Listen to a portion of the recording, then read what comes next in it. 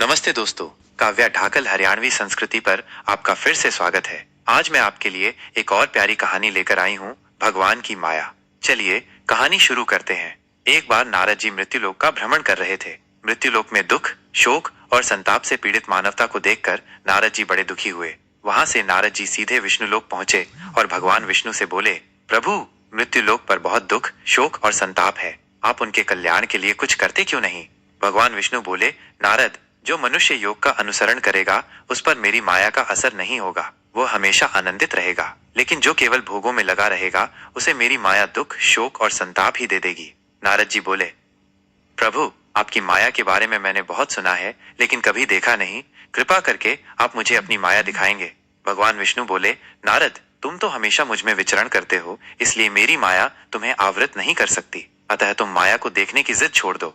लेकिन फिर भी नारद जी नहीं माने और अपनी जिद पर डटे रहे। आखिर भगवान विष्णु की बात माननी ही पड़ी और भगवान विष्णु बोले, नारद, चलो चलते हैं मृत्युलोक, वहीं पर दिखाऊंगा तुम्हें अपनी माया। इतना कहते ही भगवान विष्णु और नारद जी दोनों मृत्युलोक पर एक विवान रेगिस्तान में उतरे, जहां दूर दूर तक पानी का कोई अता पता नहीं था। यह देखकर नारद जी बोले, प्रभु, हम ये कहाँ आ गए? कहाँ है आपकी माया? भगवान विष्णु बोले, अरे नारद, माया से भी मिल लेंगे। फिलहाल प्यास के मारे मेरा गला सूखा जा रहा है। अब मुझसे थोड़ा भी नहीं चला जा रहा है। कहीं थोड़ा बहुत पानी मिले तो ला दो, तब तक मैं यही बैठकर विश्राम करूंगा।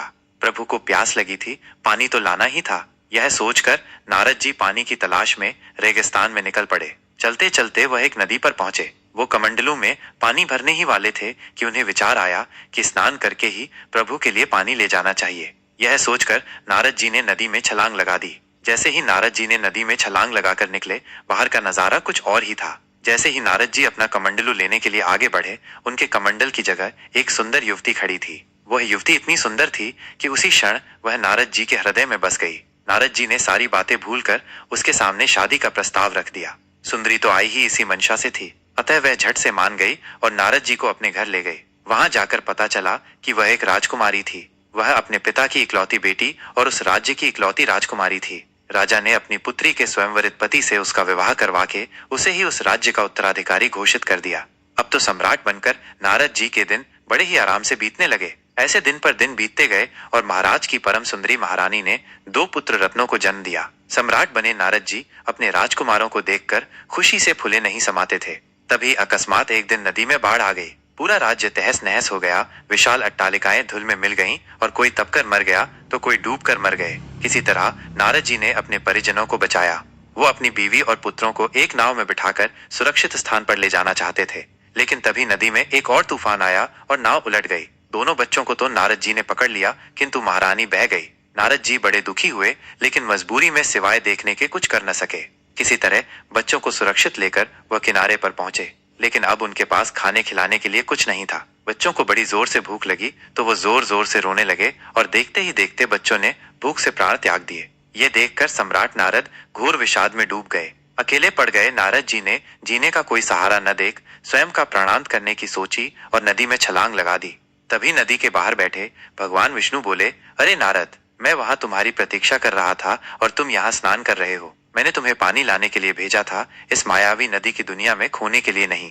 तब नारद जी बोले, तो क्या प्रभु, जो मैंने देखा वो सब मिथ्या है? भगवान विष्णु बोले, हाँ नारद, यही तो मेरी माया है। तुम्हारी बहुत इच्छा थी माया देखने की, देख ली अब या और देखना है? नारद जी बोले, नहीं नहीं प्रभु, अब मुझे कोई माया नहीं देखनी, आपके दर्शन ही पर्याप्त है। इस कहानी हमें यही शिक्षा मिलती है कि जब तक हम ईश्वर को अपने हृदय में धारण किए रहेंगे तब तक संस्कारिक मोह माया हमें प्रभावित नहीं कर सकेगी, किंतु जैसे ही हमारा ध्यान ईश्वर से हटा, हम संसारिकता के दल दल में धंसते चले जाते हैं। अतः बुद्धिमान मनुष्य को चाहिए कि हमेशा यथायोग्य प्रभु का स्मरण बनाए रखे। दोस्तों, कहानी कैसी लगी कमेंट करके जरूर बताना। ऐसी ही इंटरेस्टिंग वीडियो देखने के लिए हमारे चैनल को सब्सक्राइब जरूर करना। वीडियो को लास्ट तक देखने के लिए बहुत बहुत धन्यवाद।